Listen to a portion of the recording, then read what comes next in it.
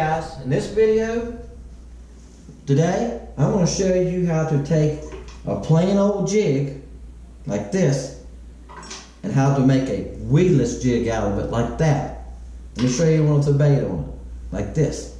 See? It's going to help you save a lot of jig heads, and it's going to give you more time fishing because you're not going to be hung up all the time and you're not going to be retimed. Can you still hang them up? Yes, but it's going to save you a lot of headache, guys. I'm going to show you how to do it right now. Let's go for it. I want to show you how I make this weedless jig. Okay. I'll start off with a pair of these cutters.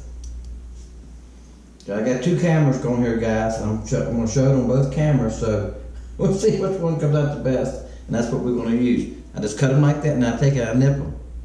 Just nip them in half, right on that collar, okay?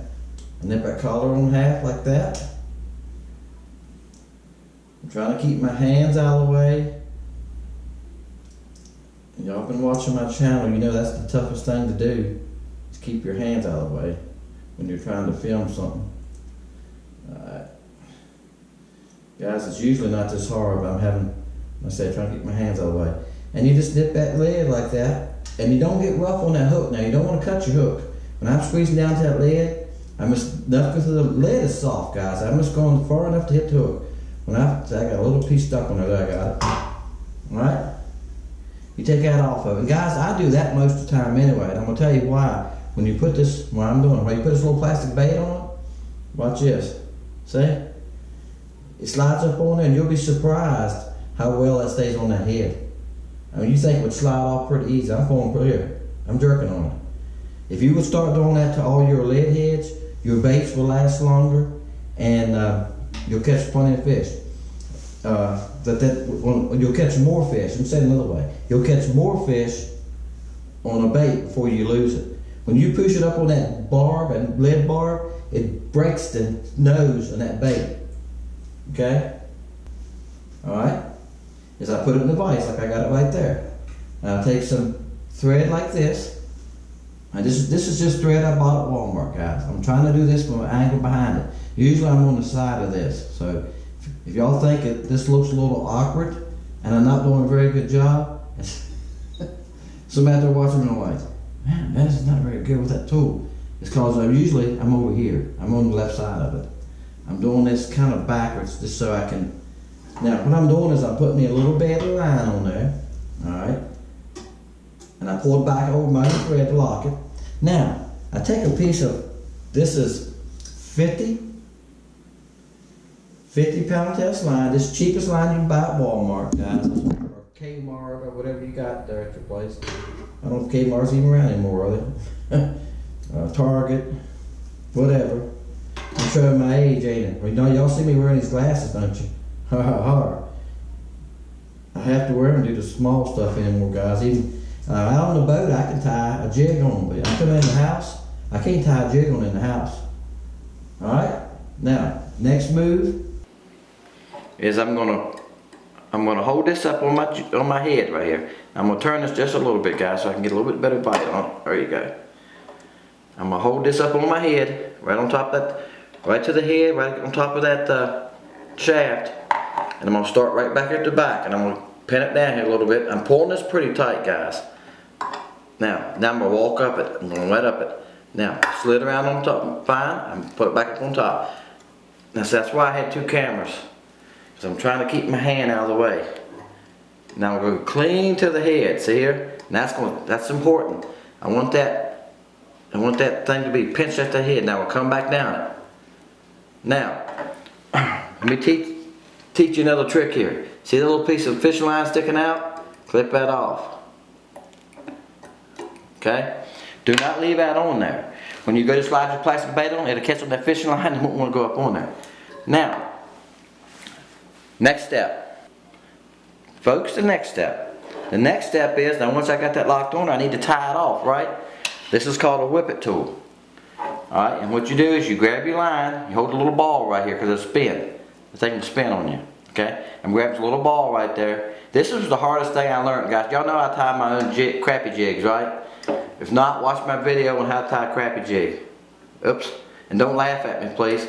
You make a triangle. Okay, I'm gonna do this twice just to show you. Alright, then you pop it off of that right there. Bam. Bam. There it is. You hook it right here. You hook it on the back of that ring. You make a triangle. Okay? And you take that triangle. See the triangle? There's the triangle. Drop the triangle over it. Drop the triangle over it. Unhook it, which is the hardest part to do in the back of the angle I'm in. Bam.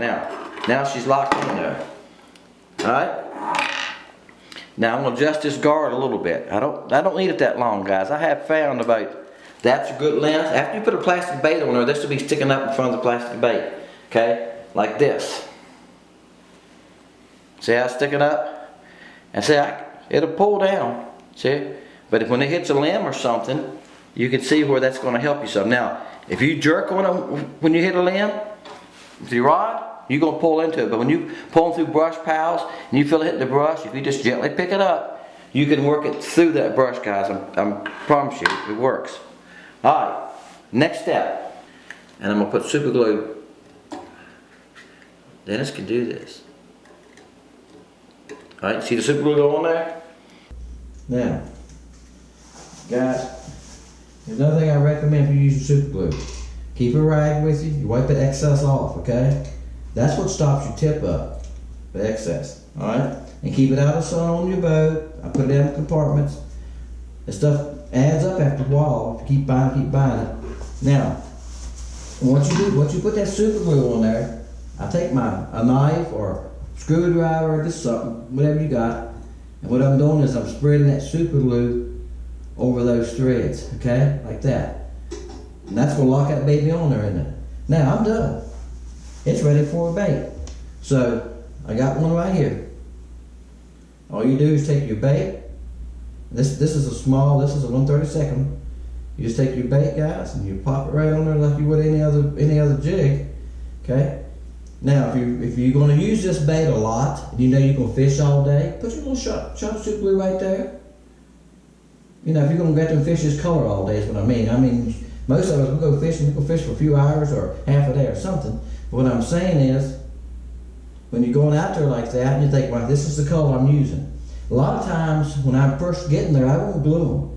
I'll lay like 4 different colors out in front of my boat deck, and I usually have like 4 rods rigged up, and I have different style baits on some of them, and I have like 2 or 3 different colors.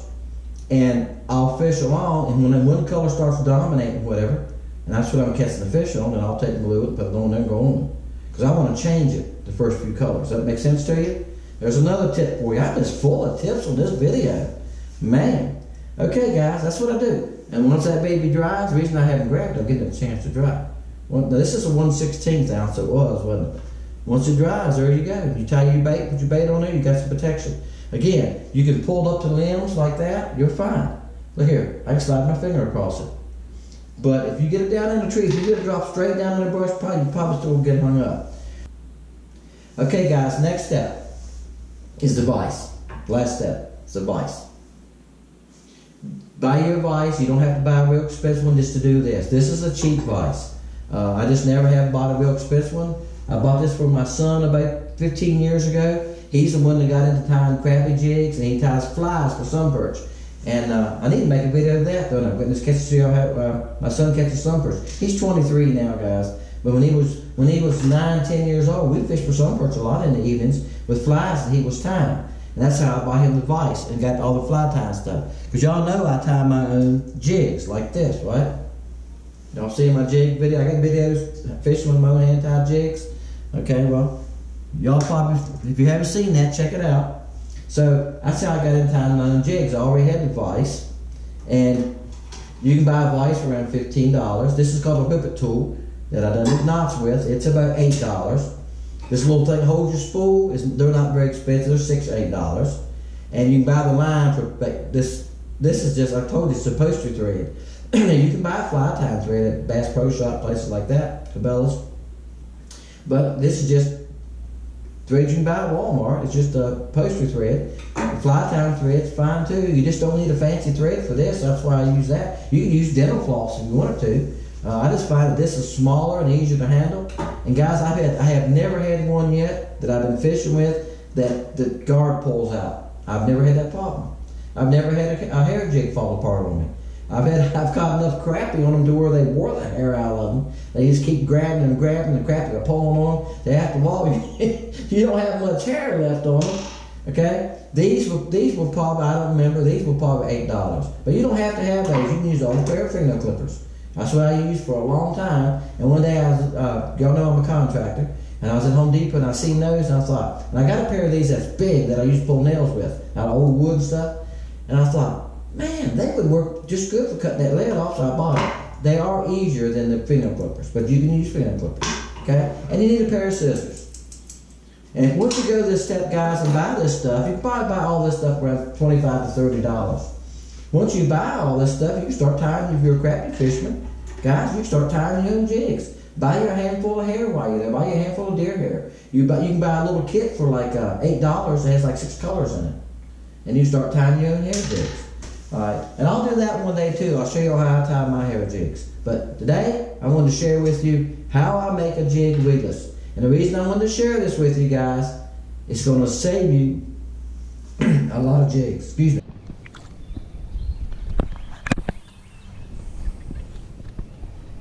Alright guys, he's small. But, what I wanted to show you is I caught him on the little weedless head I made. I don't know, guys. I got that little bait I was just showing you. You see these trees right in front of me? He come right off. Yeah, it's a crap. He come right off the side of these trees.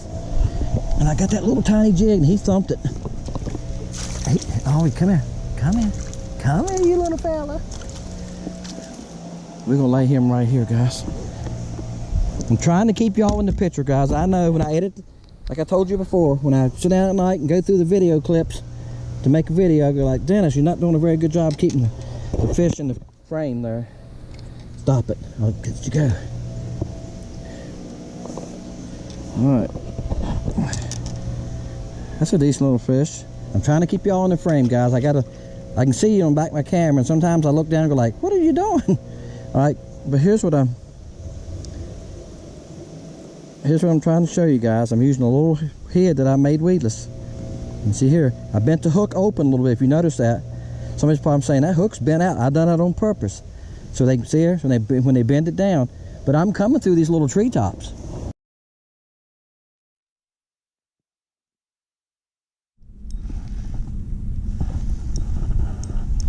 Guys, I'm trying to find some crappie. We're getting into the summer here to where, oh, that is a not decent crappie. Crappie are getting hard to find, guys.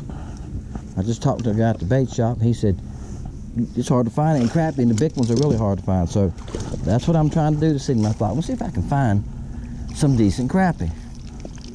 So what I've done, let's go back here real fast, guys. I got a little room back here, away from my rods.